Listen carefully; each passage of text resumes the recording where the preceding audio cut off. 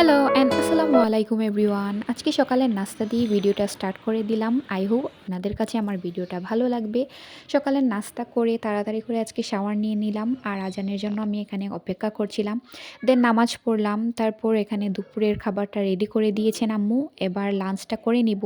আজকে ভালোই খাবার ছিল, দুপুরে চিকেন ছিল, চিকেন দিয়ে লাউ ছিল, তারপর ওই বাসার আন্টিও লাউ দিয়ে চিকেন রান্না করে এনেছেন, আমাদেরকে দিয়েছেন, সেটাও দেখালাম।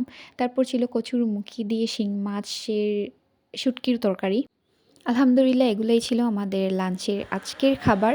তো খাবারটা শেষ করলাম। শেষ করার পর জেরিন ওর এক্সাম, আজকে লাস্ট এক্সাম ছিল, তাই ওরা একটা ক্যাফেতে গিয়েছিল, খাওয়া দাওয়া করেছিল। তারপর আমার জন্য ও একটা মিল্কশেক নিয়ে এসেছে, আসলে স্ট্রবেরি ওর ওরিও এরকম কিছু একটা ছিল। ও নিজেও খেয়েছে, আমার জন্য এনেছে।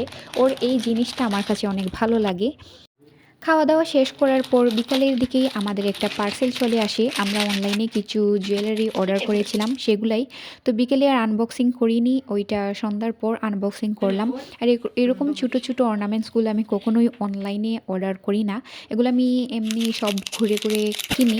বাট এই ফার্স্ট টাইম আমি অনেক কিছু অর্ডার করেছি আর দেখলাম যে অনেক ভালোই আসছে, যেরকম দিছি সেরকমই আসছে আর প্রাইসটাও ছিল রিজনেবল। এখানে শুধু আমার না, আমার জেরিনের অনেক কিছুই টুকিটাকি অর্ডার করেছি। পার্সেলটা পাওয়ার পর আমি যতটা না এক্সাইটেড ছিলাম, তার থেকে বেশি এক্সাইটেড ছিল জেরিন।